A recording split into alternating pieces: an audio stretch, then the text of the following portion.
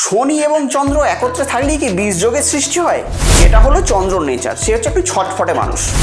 আর উল্টো দিকে শনি মানে সে একটু ধীর স্থির সম্পন্ন মানুষ। জ্যোতিষ পুরোপুরি সায়েন্স, এখানে তো কোনো বুজরুকির কোনো ব্যাপার নেই। তো যেভাবে শনি এবং চন্দ্র একত্রে বসে যাবে, তো সেই ভাব নিয়ে সে একটু দ্বিধাদ্বন্দ্বে পরিণত হতে হবে। যদি লগ্নে যদি শনি চন্দ্র যদি একত্রে অবস্থান করে, এরা কি হয়? ভালো অ্যাডভার্টাইজার হয়।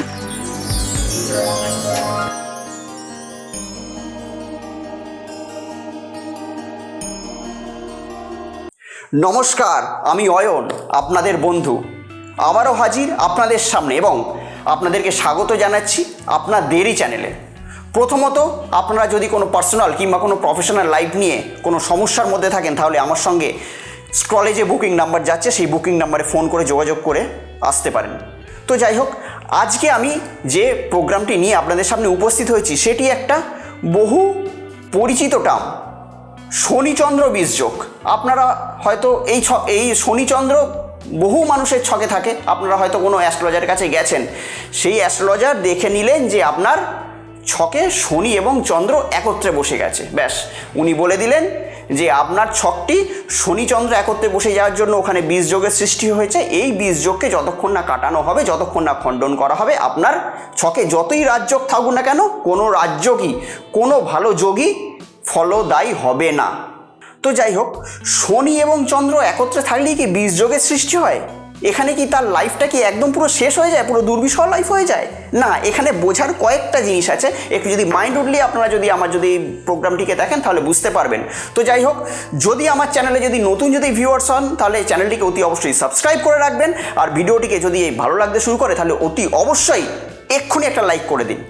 তো শনিচন্দ্র বীজযোগ সম্পর্কিত আলোচনায় আমি বলতে চাই যে শনি এবং চন্দ্র এই দুটো প্ল্যানেটকে প্রথমে জানতে হবে। একদিকে রয়েছে চন্দ্র, অন্যদিকে রয়েছে শনি। এই দুটো প্ল্যানেটের নেচার কি? চন্দ্র যে হচ্ছে খুব ছটফটে প্ল্যানেট, অর্থাৎ আড়াই দিনে সে কিন্তু যে আমাদের 12টি যে রাশি থাকে, মেষ থেকে শুরু করে মীন পর্যন্ত 12টি রাশির সে একটি রাশির চেঞ্জ করতে তার আড়াইটা দিন সময় লাগে। এটা হলো চন্দ্রর নেচার। সে হচ্ছে একটু ছটফটে মানুষ। আর উল্টো দিকে শনি মানে সে একটু ধীর স্থির সম্পন্ন মানুষ। তার একটি ঘর পার করতে, অর্থাৎ একটা যে আমাদের যে রাশিচক্র থাকে, মেষ থেকে শুরু করে মীন পর্যন্ত যে 12টি যে রাশিচক্র থাকে, সেইটি তার একটি ঘর তার পার করতে সময় লাগে 2.5 বছর।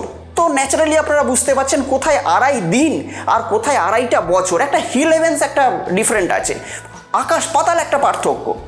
তো কোনো মানুষ, তো সে শনি এবং চন্দ্র যদি একত্রে যদি বসে যায় কোনো ঘরে, তাহলে সেই মানুষের মধ্যে কী হবে? একটা দ্বিধাদ্বন্দ্বের সৃষ্টি হবে। দ্বিধাদ্বন্দ্বটা কেমন দ্বিধাদ্বন্দ্ব? অর্থাৎ যে ওই সম্পর্কিত, অর্থাৎ ওই ভাব সম্পর্কিত কাজটা আমি কি আগে করব না পরে করব, এই মানে নিজের মধ্যেই একটা দ্বিধাদ্বন্দ্বের সৃষ্টি হবে। নিজের মাইন্ডকে প্রেডিক্ট করতে পারবে না, নিজের মধ্যে একটা মিসআন্ডারস্ট্যান্ডিংয়ের সৃষ্টি হবে। তো শনি এবং চন্দ্র যদি একত্রে বসে থাকে, মেন যেটা সমস্যা হয়, এটাই সমস্যা হয়। আমাদের প্ল্যানেটারি নেচারটাকে বুঝতে হবে, কেননা জ্যোতিষ পুরোপুরি সায়েন্স, এখানে তো কোনো বুজরুকির কোনো ব্যাপার নেই। চন্দ্র আপনারা জানেন কত ফাস্টেস্ট একটা প্ল্যানেট, একটা ছটফটে একটা ব্যক্তি। আর শনি সেক্ষেত্রে খুব স্লো গতিতে চলে, ধীর মন্থর গতিতে চলে। সে একটু বিচার বিবেচনা করে কাজ করতে ভালোবাসে, সে একটু ভেবে চিনতে তবে কাজ করতে ভালোবাসে। আর উল্টো দিকে চন্দ্র হচ্ছে একটু ছটফট করবো, একটু ফাস্ট করবো, তার মধ্যে একটু ছটফটানি ভাব আছে।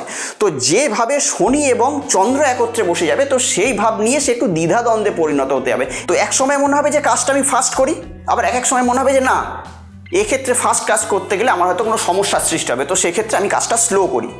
তো বিভিন্নভাবে যদি শনি চন্দ্র যদি একত্রে যদি বসে যায়, তাহলে জাস্ট এই ব্যাপারগুলো নিয়ে তার মাইন্ডে কিউরিসিটি বা তার মাইন্ডের একটা দ্বিধা চলে, সে পড়বে। তার যদি সেকেন্ড হাউসে যদি শনি থাকে, তাহলে শনিচন্দ্র যদি থাকে, তাহলে কি হবে? সে একটু দ্বিধাদ্বন্দ্বে পড়বে তার সেভিংস নিয়ে। তার মনে হবে যে না, এই বা সেকেন্ড হাউস কি আমাদের বাক্যের ঘর, আমাদের কথার ঘর, যে কোনো সময় সে হয়তো তাড়াতাড়ি করে এমন কিছু হয়তো কথা কাউকে বলে নেবে, সেটা হয়তো তার ভালো কাজে নাও লাগতে পারে। আবার কোনো সময় তার কি হবে যে আস্তে আস্তে কথা বলি, আমি হয়তো ফাস্ট কথা বলে হয়তো আমার যে কমিউনিকেশনটাকে হয়তো খারাপ করছি। মানে বিভিন্নভাবে যদি বসে থাকে, যদি লগ্নেভাবে থাকে, তার মাইন্ডের চিন্তা শক্তির মধ্যে তার চেঞ্জেস আসবে যে এই কাজটা আগে করব কি এই কাজটা পরে করব। তো যদি লগ্নে যদি শনিচন্দ্র যদি একত্রে অবস্থান করে এরা কি হয়, ভালো অ্যাডভার্টাইজার হয়, মানে ভালো অ্যাডভাইস দিতে পারে, অন্যকে ভালো অ্যাডভাইস দিতে পারে, কিন্তু নিজেদের ক্ষেত্রে একটুখানি সমস্যার সৃষ্টি হয়, নিজেদের এটা একটু বুঝতে সমস্যা হয় যে কোন কাজটা আগে করব কিংবা কোন কাজটা পরে করব। তো এইটা শনিচন্দ্র থাকলে নেগেটিভ পার্ট কি হতে পারে আমি জাস্ট সেইটুকু বললাম, কিন্তু এক্ষেত্রেও দ্বিমত আছে, এক্ষেত্রেও পয়েন্ট আছে, এক্ষেত্রেও অনেক ব্যতিক্রম আছে। ব্যতিক্রমটা একটা হিউজ ব্যতিক্রম, অর্থাৎ আমি যে কথাটা বললাম সেটা যদি 100টা চার্টে দেখা হয় সেই ক্ষেত্রে হয়তো একজনের চার্টে হয়তো এই পরিস্থিতির সৃষ্টি হবে, কিন্তু বাকি 99% চার্টে কিন্তু এই পরিস্থিতির সৃষ্টি হবে না। শনিচন্দ্র একত্রে বীজযোগ না, শনিচন্দ্র একত্রে হলো শিবযোগ। কেন? ম্যাক্সিমাম চার্টে আমরা দেখেছি কিংবা ম্যাক্সিমাম চার্টে যেটা হয় কি হয়, শনিচন্দ্র যদি একত্রে বসে যায় সেখানে যদি বৃহস্পতির যদি দৃষ্টি পড়ে যায়, সেখানে যদি শুক্রের যদি দৃষ্টি পড়ে যায় এবং সেখানে যদি বুধের যদি দৃষ্টি পড়ে যায়, তাহলে কি হয়, সেই বীজযোগের সৃষ্টি হয় না, সেখানে কিন্তু বীজযোগের পরিবর্তে সেটি শিবযোগে পরিণত হয়ে যায়। অর্থাৎ এটি অভিশাপ হয় না, এটি তার পক্ষে আশীর্বাদ হয়।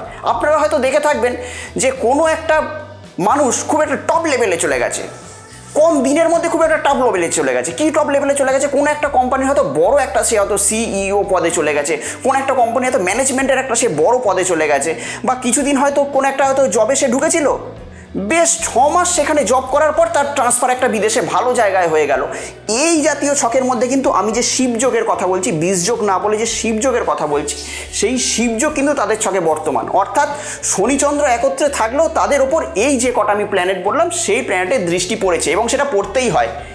ম্যাক্সিমাম টু ম্যাক্সিমাম চার্ট, মানে 100টা চার্টের মধ্যে যদি 99টা যদি চার্ট দেখা যায়, 99 জন যদি হন, তাহলে 99 শনিচন্দ্র বীজযোগ, যে শনিচন্দ্র যে একত্রে থাকবে তার ওপরে কিন্তু এই কটা প্ল্যানেটের দৃষ্টি কিন্তু অবশ্যই পড়েছে। এটা পড়তেই হবে, এটা পড়তেই হবে, এরকমই সিচুয়েশন ক্রিয়েট হয়।